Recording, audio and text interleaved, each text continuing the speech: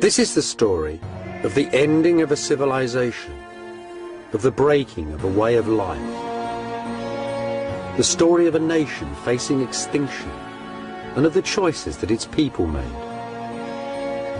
The story of the ending of the Empire of Byzantium and of the beginnings of the modern world.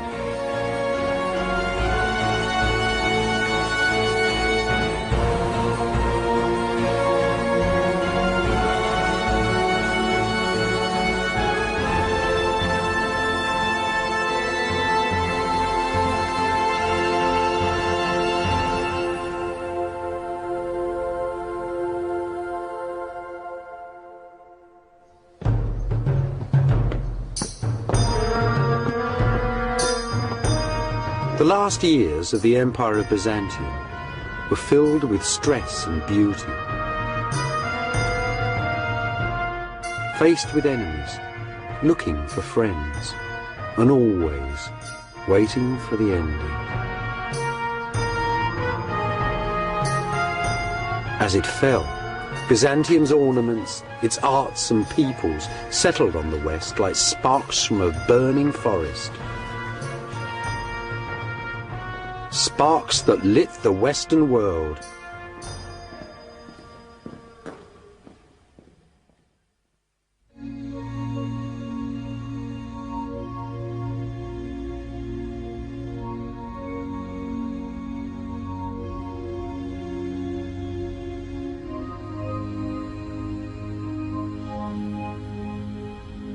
I'm standing high above the Golden Horn in Istanbul, in modern Turkey. I'm standing right on the edge of Europe too. That's Asia over there. Now 800 years ago, from here to the Great Blue Sea was the most famous palace in the world. Its wealth, its beauty, its sacredness was the envy of people from Iceland to China.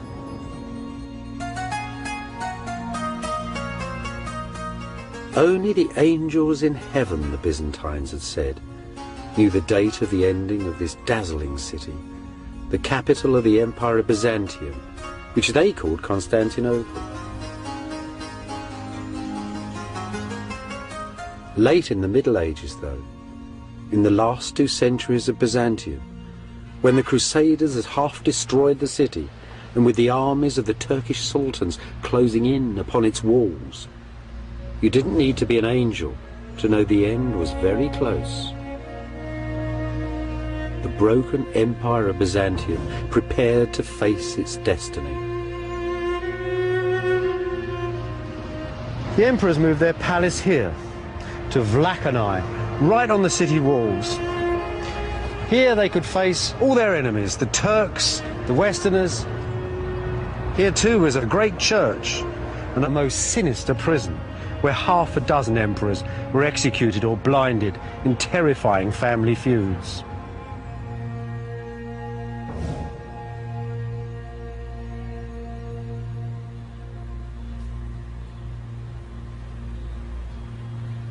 Just like the emperors, Jesus, Mary and all the saints had also moved out onto the city walls. This is the great monastery church of St. Saviour in Cora, St. Saviour in the fields. In the last centuries of Byzantium, the city's greatest icons were in this church, waiting to be paraded round the walls in times of siege.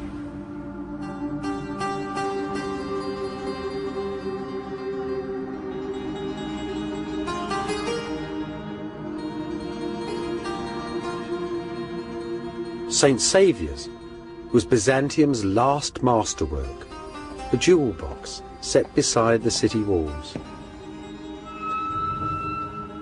Inside these little city churches, many people found their individual answers to the most terrible dilemma that any culture has to face: the threat of annihilation, of the death of a nation.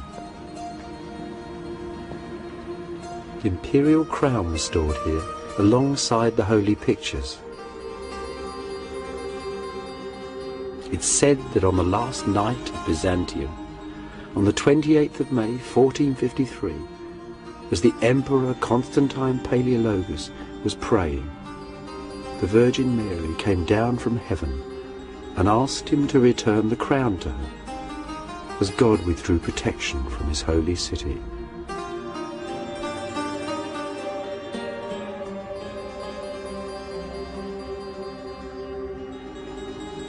Above the door in shining gold, an image of the church's greatest benefactor, Theodore Metochites, Prime Minister and High Chancellor of Byzantium.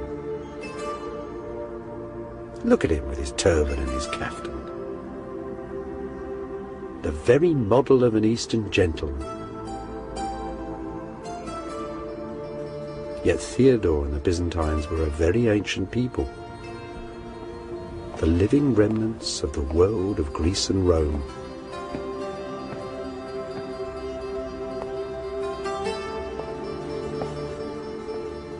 Even by Theodore's day, though, by the 1320s, the great Chancellor had come to the conclusion that Byzantium's ancient heritage was quite exhausted, that all one really had to do was to wait and pray and silently endure. His church was a meditation on eternity.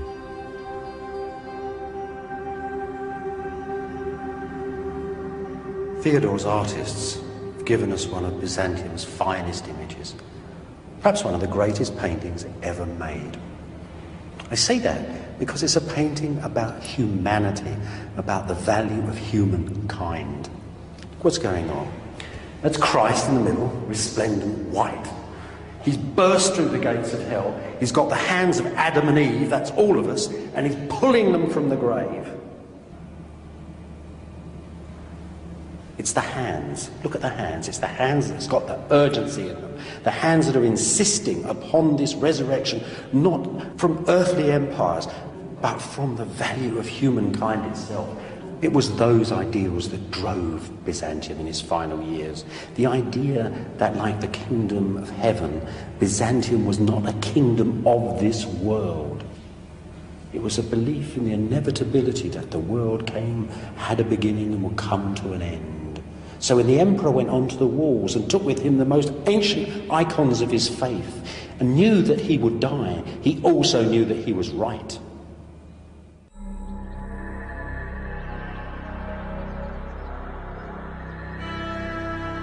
Many Byzantines believed that if an enemy ever broke through these vast old city walls, the very statues of the ancient emperors would come alive and drive the invaders from the city.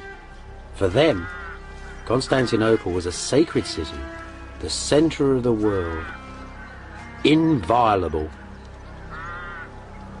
Yet they too could see the Turkish armies drawing ever closer and their ancient city descending into ruin.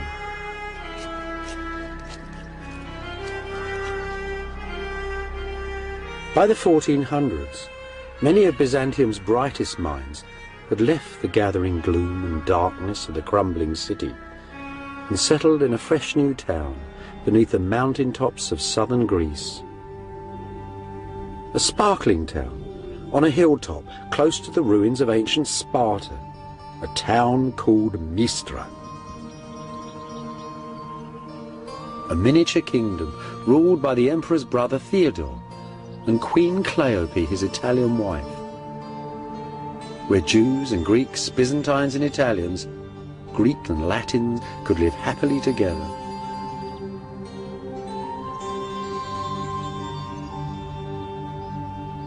One of the lovely things about Mistra is how small it is, how tiny, how human. Everything here is democratic. As you walk down the street, you'd have bumped into everybody. You might have seen Italian merchants. You might have seen beautiful Queen Cleope walking amongst the flowers.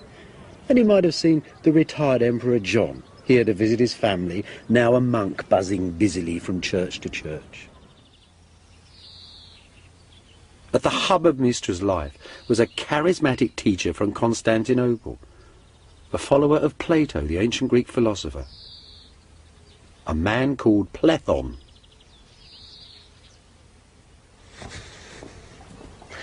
In Plethon's time, Mistra was already famous. It was a little paradise, they said. The men were handsome, the women were beautiful, and the stones were from ancient Sparta itself. But everybody knew that they were doomed.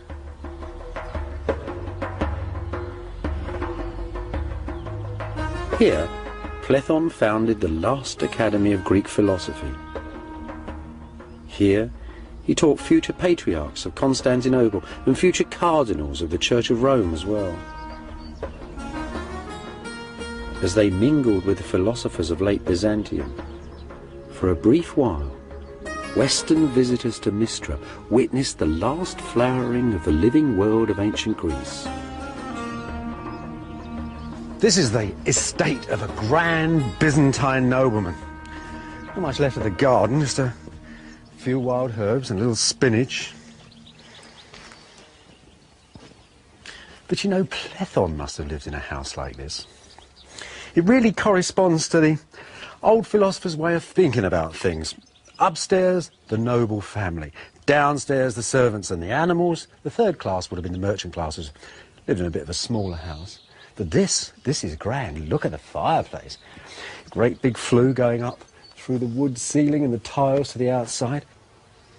Just like a modern fireplace with a big canopy going down the front. Those two holes there supporting the wood that held the cooking chain would have hung right down there with a big pot on it with two great stones underneath. Everything was cooked there.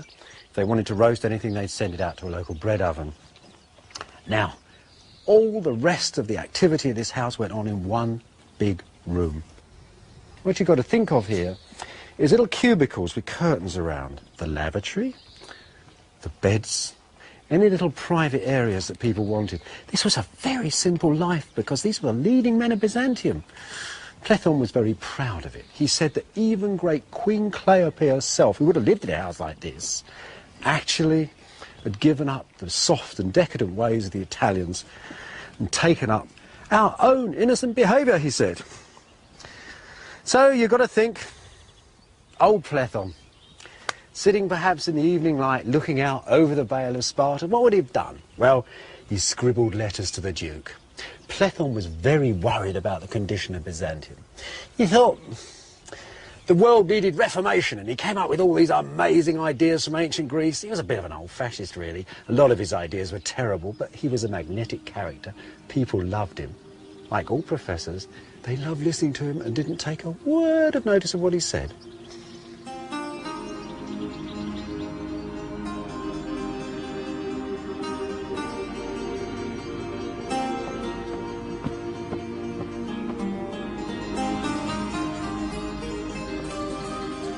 At the heart of Mistra was the court. And at the heart of the court, this little pretty church, named after the great old court church of Constantinople, St. Sophia.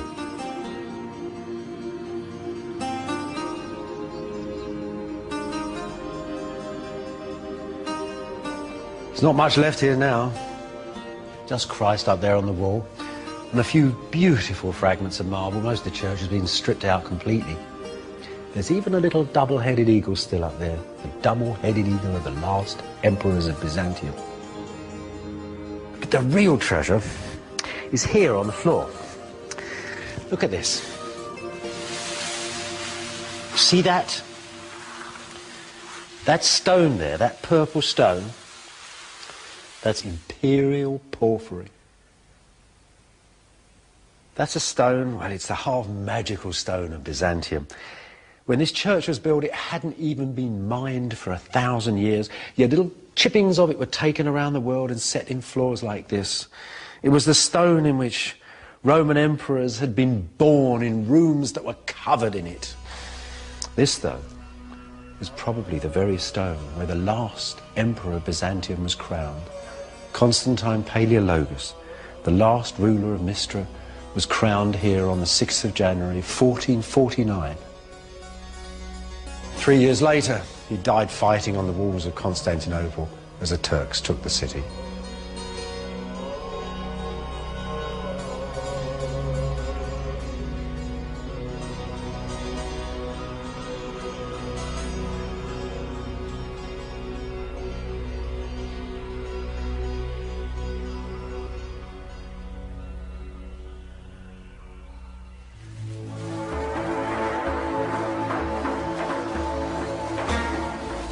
In the 13th century, a family of nomad Turkish shepherds called the Ottomans packed their tents and rode out of Central Asia. 2 centuries later, the Islamic armies of the Ottoman Turks, commanded by members of that same family, had conquered most of the territory of Byzantium and a large part of Southeast Europe too. The centre of this enlarging Turkish empire was a city at the borders of modern Greece and Turkey, the city of Edirne, the capital of the Turkish sultans.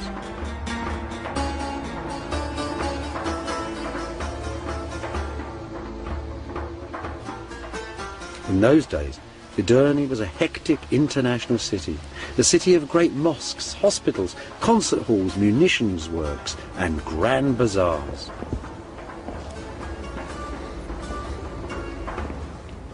This is one of the colleges of learning at Edirne. In Sultan Mehmed's time, there were many of them here, and they formed a circle like a university around the court. It was an international university. There were Italians here teaching the Sultan's children how to speak Greek. Byzantine nobles sometimes sent their children here for a good education. Old Plethon came here as a young man. Here it was he met Persian fire worshippers who taught him all about their strange religion. Here it was too. He first read the works of the ancient Greek Aristotle. Clearly this dynamic, international, rich, powerful society was far more than a match for the poor old empire of Byzantium.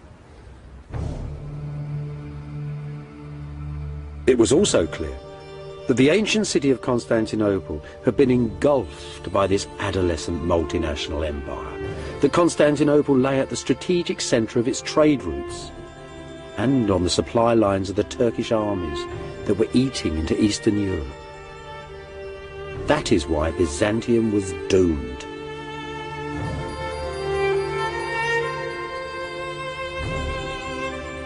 In 1438, the Emperor John VIII sailed out of Constantinople in a last attempt to beg aid from the reluctant West in his struggle with the Turks. After 77 days at sea, the imperial convoy arrived at the friendly port of Venice.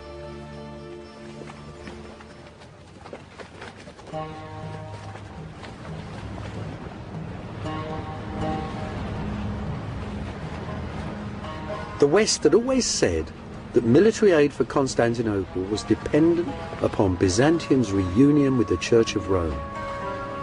The churches of the East and West, Greek and Latin, had split apart 6 centuries before.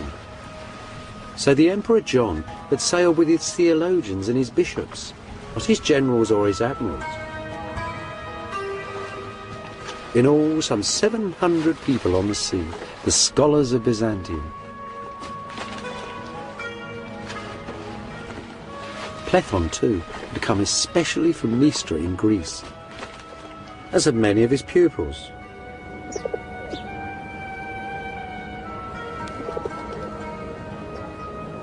The most extraordinary thing about this gathering, that there were bishops and priests from all the cities of the ancient East, all the cities founded by Greece and Rome, the cities of Alexander the Great, the cities of the 7 wonders of the world, all had their representatives at the council, all at once and all together. It was as if the old world had come to meet the new.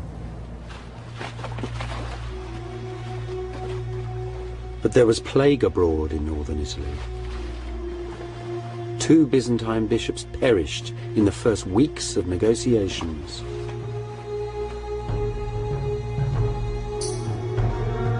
The emperor and his retinue rode away from danger, over the mountains and down to the central plain of Italy. Here, perhaps, at Florence, they might forge that union with the West that Byzantium so desperately needed.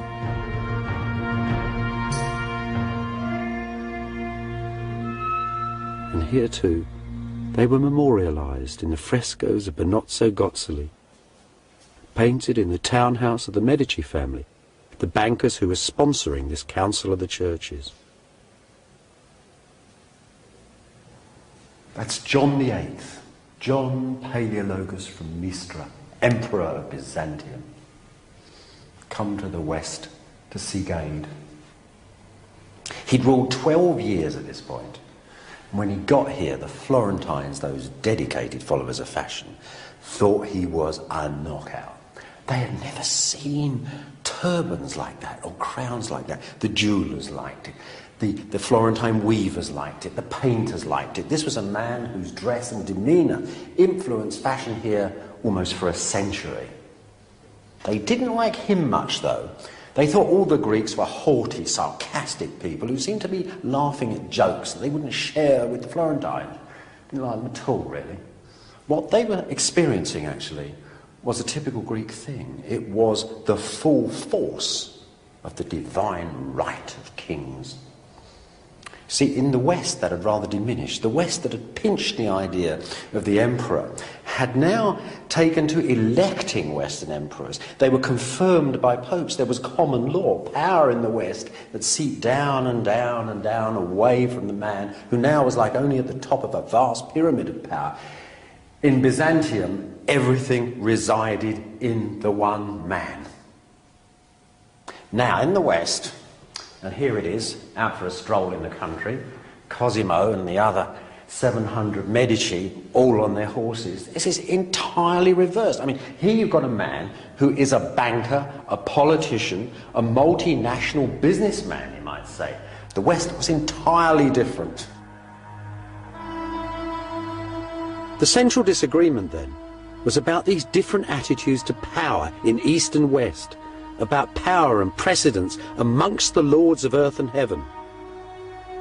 Most of the Byzantines, though, were insulted at the very idea of arguing about God, whose majesty and dignity was beyond all human understanding.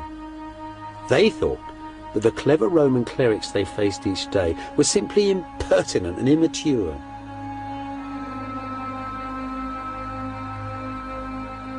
After a year of recrimination and debate, the Emperor John, still desperate for military aid, simply ordered his delegation to agree to most of the West's arguments.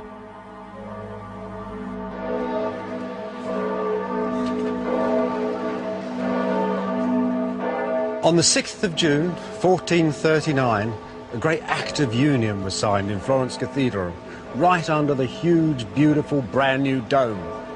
An act of union between two churches, between the Pope of Rome and his assembled clergy, the Emperor of Byzantium, and whichever of his Greeks decided to turn up that day.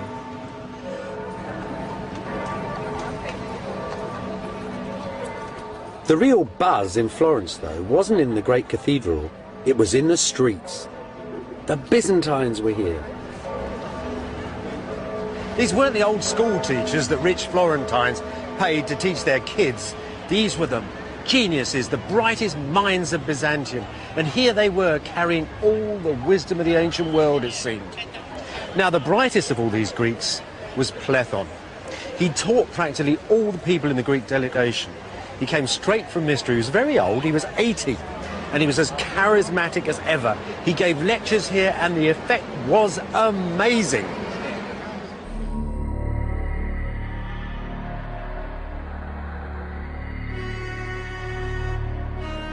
Back at Constantinople, though, the union with Rome caused riots.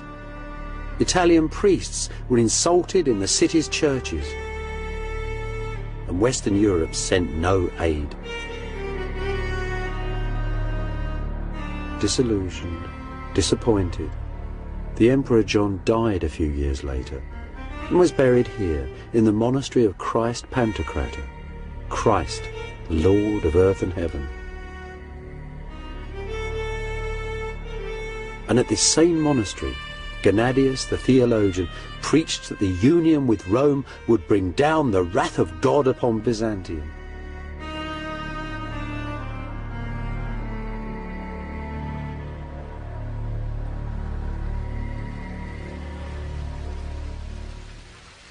Meanwhile, at Edirne, a new young Turkish Sultan, Mehmed, had taken up the Ottoman throne. At Constantinople, the new emperor, John's brother, Constantine, soon discovered that he now had a dangerous and most impatient neighbour.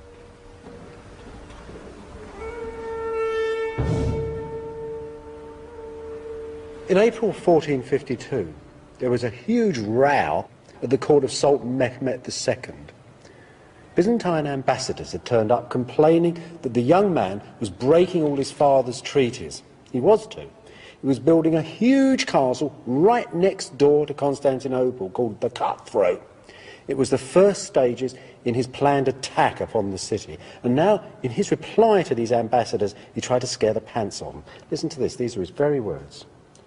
Have you the right or the power to control my actions on my own territory? Inform your king that I am very different from my father, that my resolution surpasses all my ancestors. This time, you can return in safety, but the next man who delivers a similar message to me will be flayed alive.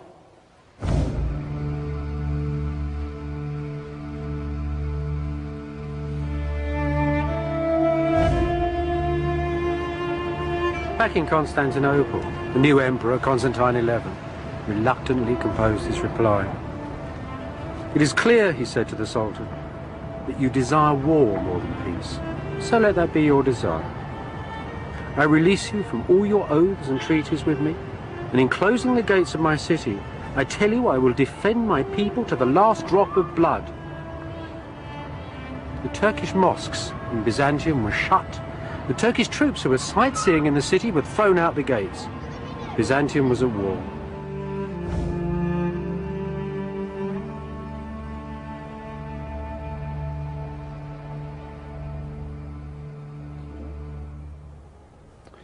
Mehmet was actually very touched by Constantine.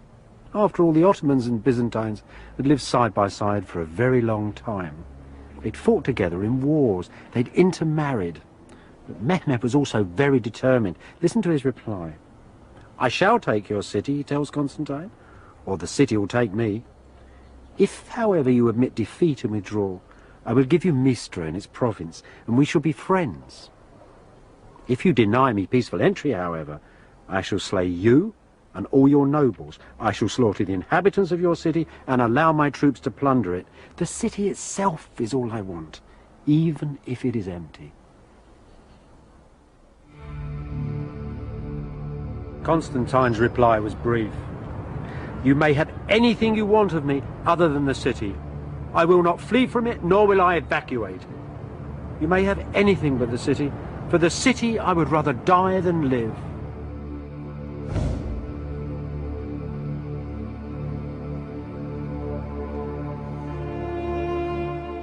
On the evening of the 28th, the Sultan Mehmed addressed his armies standing assembled outside the city walls.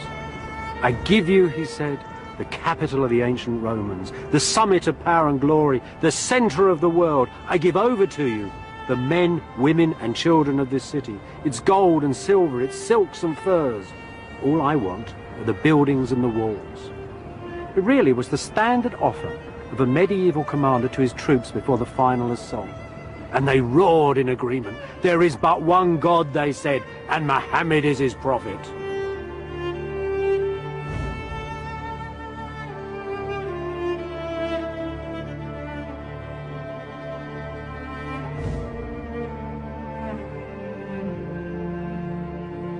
On the fringe of empire, high in the mountains of northern Romania, contemporary Byzantine artists made precious records of the fall of Constantinople.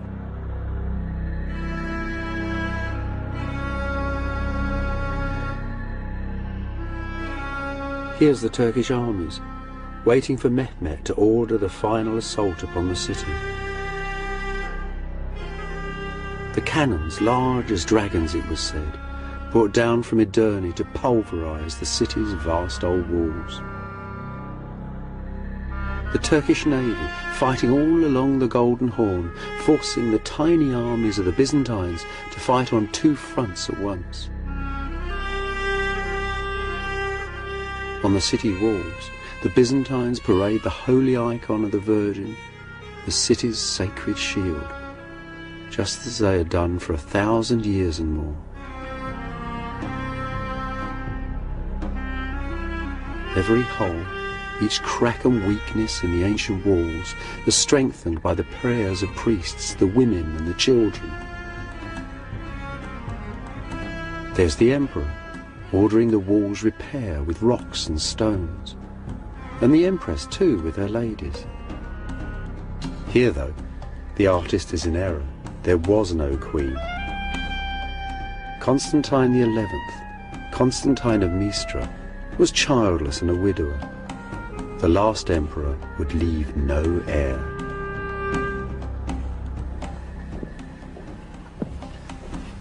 On the last day of Byzantium, an eerie quiet fell over the city.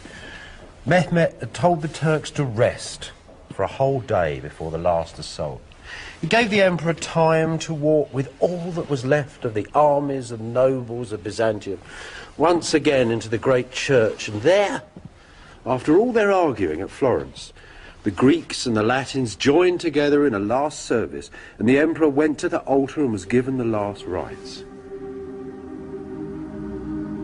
Then he walked back to the palace, and there he made a speech to his commanders.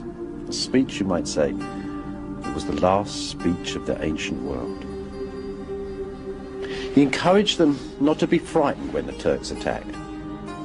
He said that their ancestors, the ancient Romans, were terrified when Hannibal's elephants had charged towards them, that they hadn't run away. Because they were human beings, people with will and mind, and not given to animal desires, and that he and his commanders had mind and will and God and belief upon their side.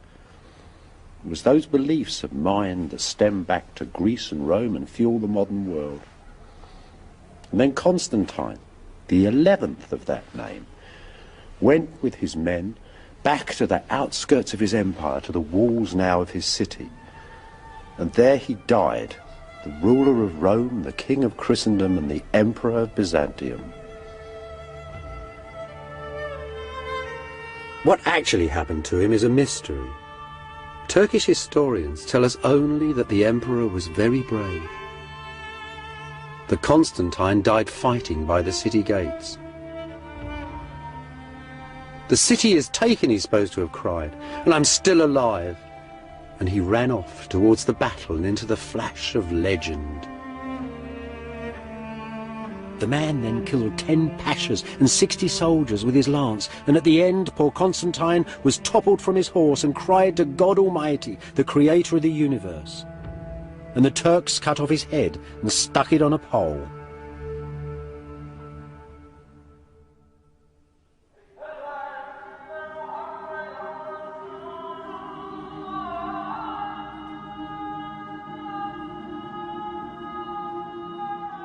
As he rode through the streets of Constantinople on the first day of the Turkish conquest, Sultan Mehmed found whole districts of the sacred city derelict and abandoned, saw hovels and graveyards built amongst the ruins of its legendary palaces.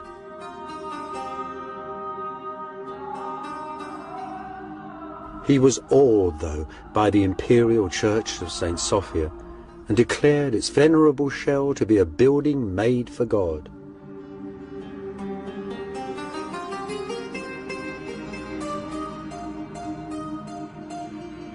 So the church of St. Sophia, the church of the divine wisdom, was converted to the mosque of Hagia Sophia, the mosque of the divine wisdom.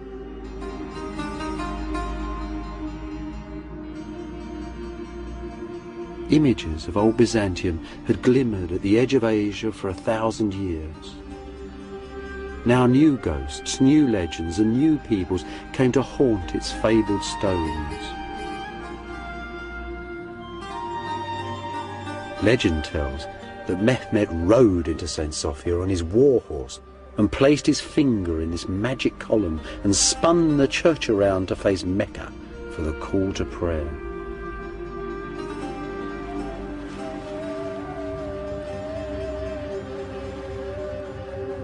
History tells that the Sultan ordered the tomb of Constantine the Great, the founder of Byzantium, to be demolished, along with the burial church of the ancient emperors, and this great mosque, the funerary mosque of Mehmed the Conqueror, was put up in its place.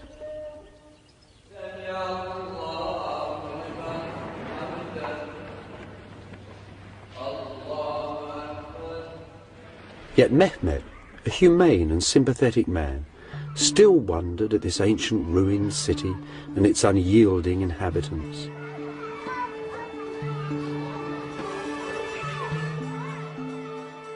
The most eminent Byzantine left alive inside the city was Gennadius the theologian.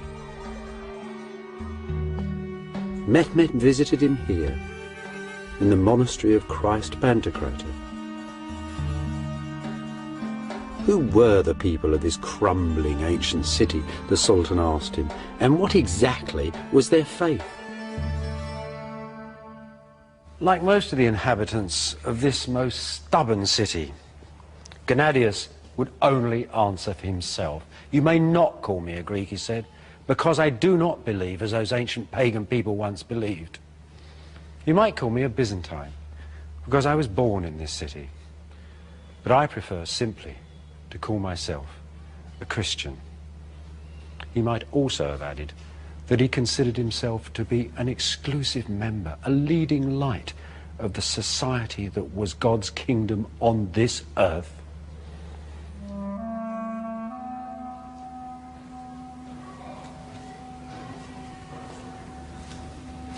Mehmet was pleased enough with the old boy's answer to give the penniless church a bag of gold, make Gennadius its leader, to give him a white mule, and to give him authority too over all the Christians of his empire. It was an arrangement that lasted for 4 centuries.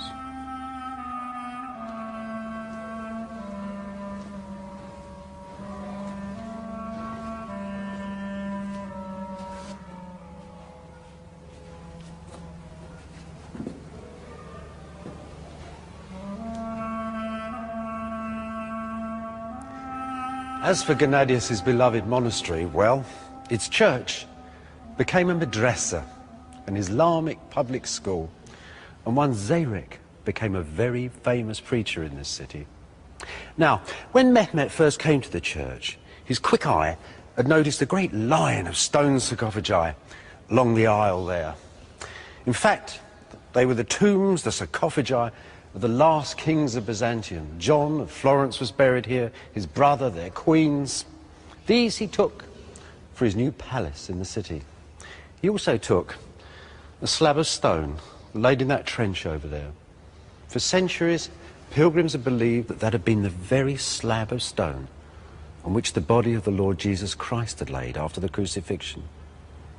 They said you could still see Mary's tears upon it, glistening like pearls. Over the centuries, Zarek's school became a mosque. The district became quite poor. The mosque sold off its great white shining marble pillars and put in these baulks of stone instead. And the great screen, the altar screen from the church, whose golden panels now stand on the high altar of St. Mark's in Venice, were turned into that, a minbar, a pulpit for reading the Quran. So it all seems to have gone, doesn't it? But there's still something here. If you lift the carpets of the mosque and go through to the ancient floor underneath, then you'll see a memory of Imperial Byzantium.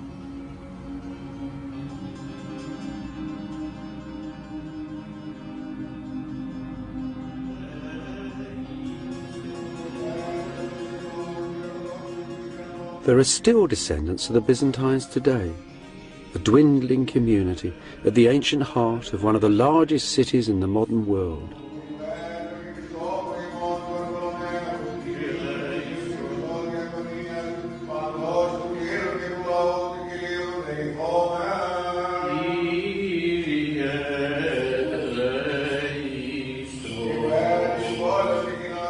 Their worship in this sole-surviving ancient church is guaranteed by the proclamations of ancient sultans hanging on its walls.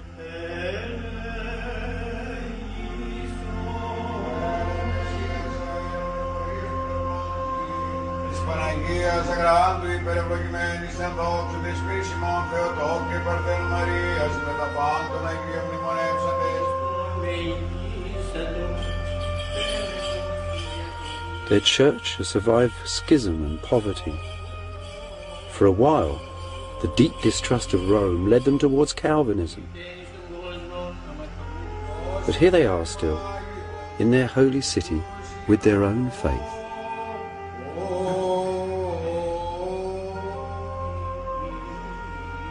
Scattered too through myriads of monasteries and far-flung churches, pale shadows of the ancient earthly empire of Byzantium.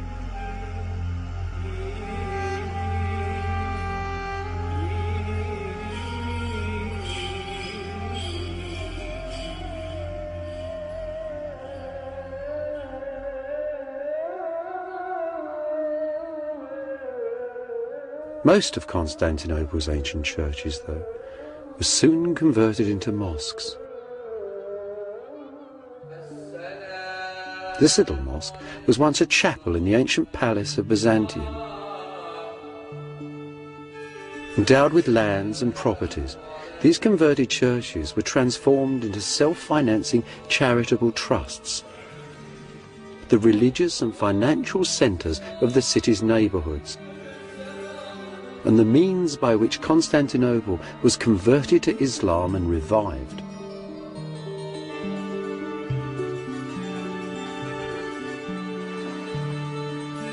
Under Turkish rule, Constantinople was to become a rich and thriving city once again, the centre of a mighty empire, just as it had been 1,000 years before. Just before the conquest of Constantinople, a radical young bishop called Bessarion, Plethon's most brilliant pupil, had returned to Italy and had been made a cardinal of Rome. Some historians detect his portrait in this tragic bearded figure talking with Italian friends, chic young men of the Renaissance, painted by Piero della Francesca. Here at Rome, Bessarion did what Byzantines had done at Constantinople for centuries. He made a villa by the city walls. This villa, one of the first in the modern Western world. A memory of old Byzantium. Bessarion spent his life making a memorial for Byzantium by founding an academy of scholars.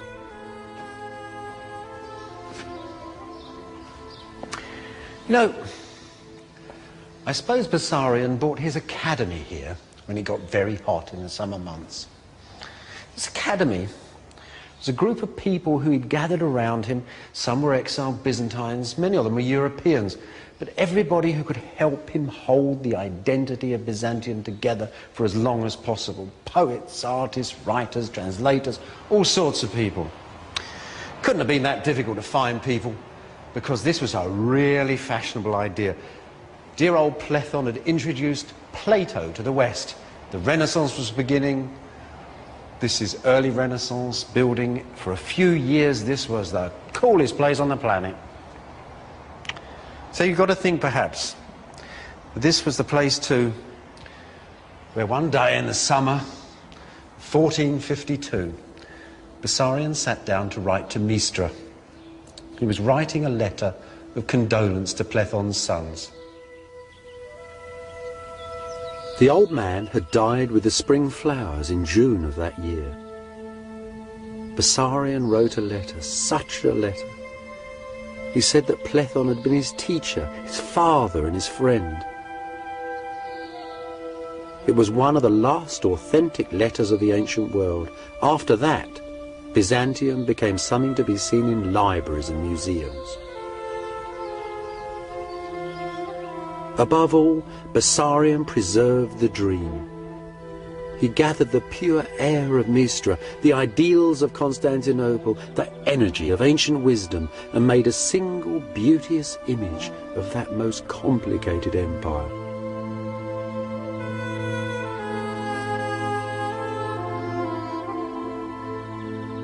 Bessarion was an enabler, a producer, a preserver of ideas and images, the assembler of the largest Byzantine library the world has ever seen. A collection whose fragments are still stored in the great libraries of the West. The man was Mr. Byzantium. He supported huge numbers of fellow exiles.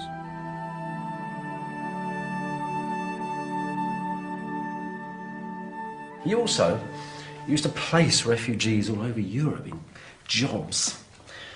This is a handmade Greek text of Homer's Iliad, made by a refugee from Mistra. And in the front of this beautiful volume, here's a picture of Homer,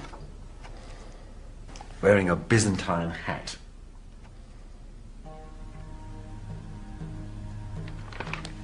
The West had seen nothing like this flood of wisdom that was pouring from Byzantium. Homer, ancient Roman law, and a myriad of other texts. And they'd seen nothing like Bessarion's academy.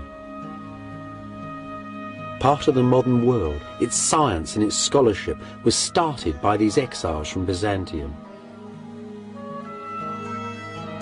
Plethon and Bessarion first taught the West old Plato's heady individualism that so fills the modern world. Bessarion, too, told a Westerner about an ancient text that inspired Columbus to sail west from Europe on the east wind to America.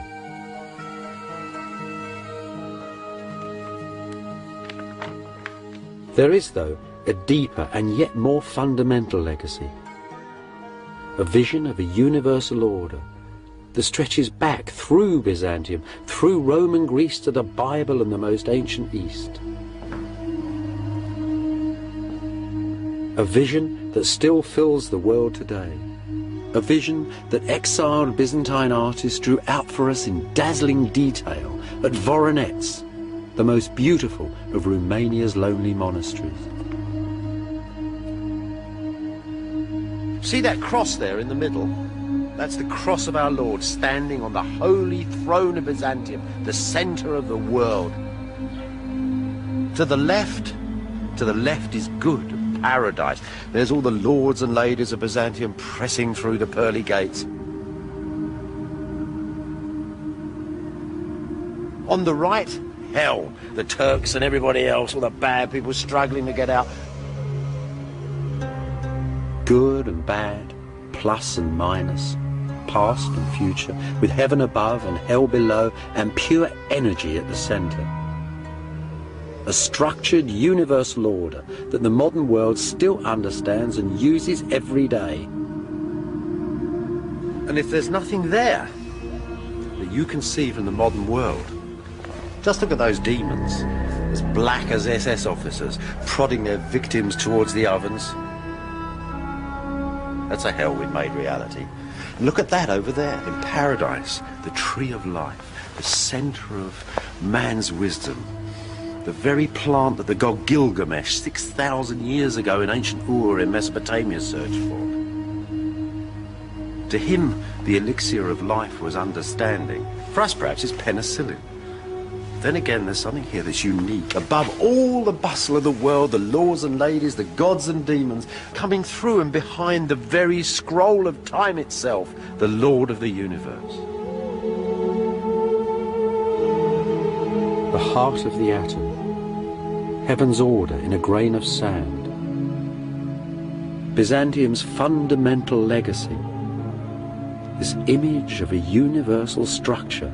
A universal order is as basic to the order of the modern world as is DNA to every individual in it.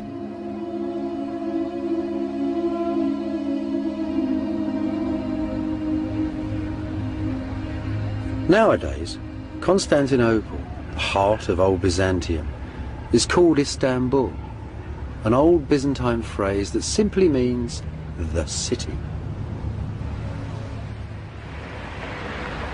Inside the modern city, though, the past is disappearing.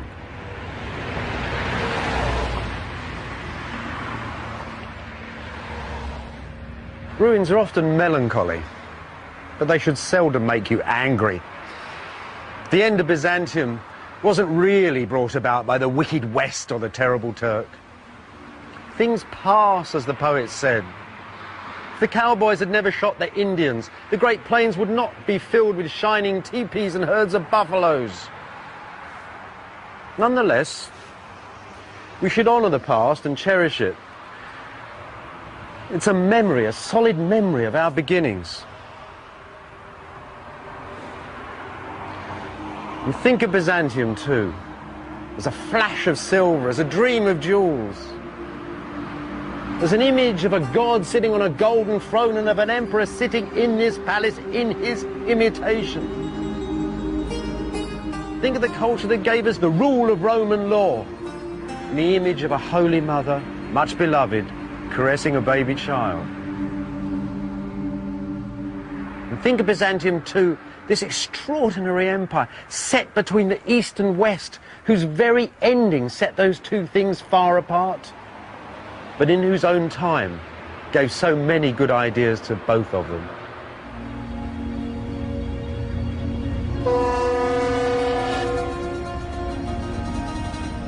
When sailing from Byzantium, listen to the city's fading sounds.